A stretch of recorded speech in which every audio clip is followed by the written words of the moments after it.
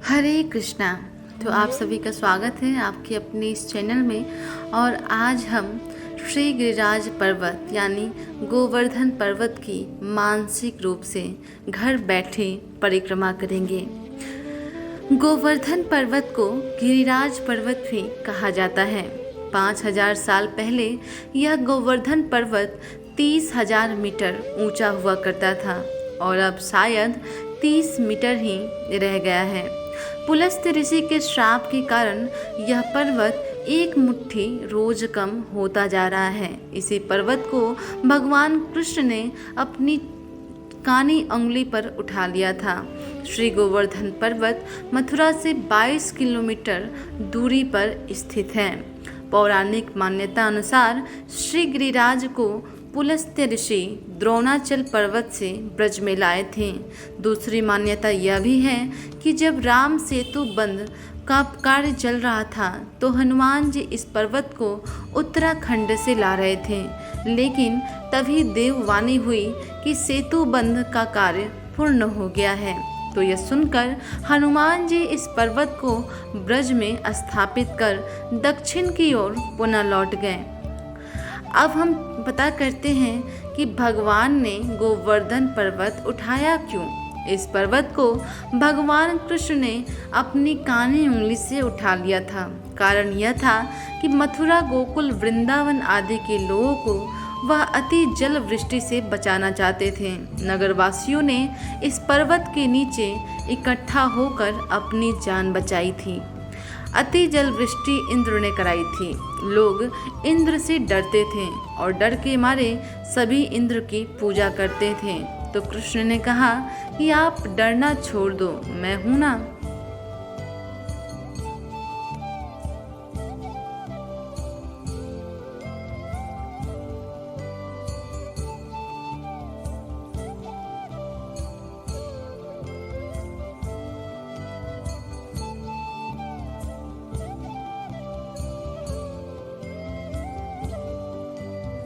अब हम गोवर्धन परिक्रमा का महत्व जानेंगे। सभी हिंदू जनों के लिए इस पर्वत की परिक्रमा का महत्व है। वल्लभ संप्रदाय के वैष्णव मार्गी लोग तो इसी की परिक्रमा अवश्य ही करते हैं, क्योंकि वल्लभ संप्रदाय में भगवान कृष्ण के उस स्वरूप की आराधना की जाती है जिसमें उन्होंने बाएं हाथ से गोवर्धन पर्वत उठा रखा है और उनका दायां हाथ कमर पर है। इस पर्वत की परिक्रमा के लिए समूचे विश्व से कृष्ण भक्त, वैष्णव जन और वल्लभ संप्रदाय के लोग आते हैं। यह परिक्रमा पूरी 7 कोस अर्थात लगभग 21 किलोमीटर है। परिक्रमा मार्ग में पड़ने वाले प्रमुख स्थल अन्यौर, जातिपुरा, मुखारविंद मंदिर, राधा कुंड, कुसुम सरोवर, मानसी गंगा, गोविंद कुंड, पूंछरी का लौठा, दान घाटी इत्यादि है। गोवर्धन में सुरभि गाय, ऐरावत हाथी तथा एक शिला पर भगवान कृष्ण के चरण चिन्ह हैं। परिक्रमा की शुरुआत वैष्णव जन जातिपुरा से और सामान्य जन मानसी गंगा से करते हैं और पुनः वहीं पहुंच जाते हैं। पूंछरी का लौठा में दर्शन करना आवश्यक माना जाता है, क्योंकि यहाँ आने से इस बात की पुष्टि मानी जाती है कि आप यहाँ परिक्रमा करने आए हैं। यह अर्जी लगाने जैसा है। पूंछरी का लौठा क्षेत्र राजस्थान में आता है।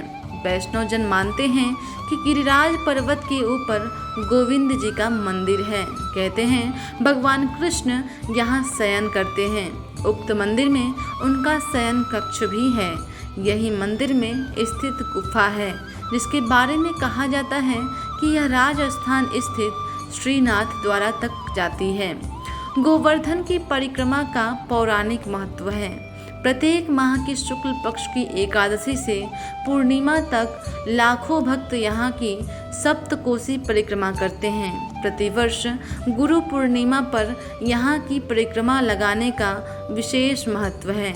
श्री गिरिराज पर्वत की तलहटी समस्त गौड़ीय संप्रदाय, अष्टछाप कवि एवं अनेक वैष्णव रसिक संतों की साधना स्थली रही है।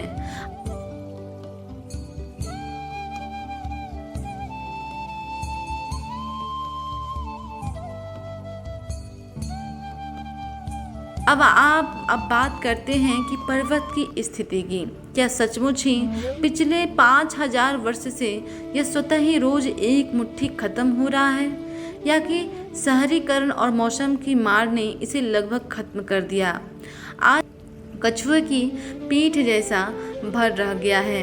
हालांकि स्थानीय सरकार ने इसके चारों ओर तारबंदी कर रखी है, फिर भी 21 किलोमीटर के अंडाकार इस पर्वत को देखने पर ऐसा लगता है कि मानो बड़े बड़े पत्थरों के बीच भूरी मिट्टी और कुछ घास जबरन भर दी गई हो। छोटी मोटी झाड़ियाँ भी दिखाई देती हैं।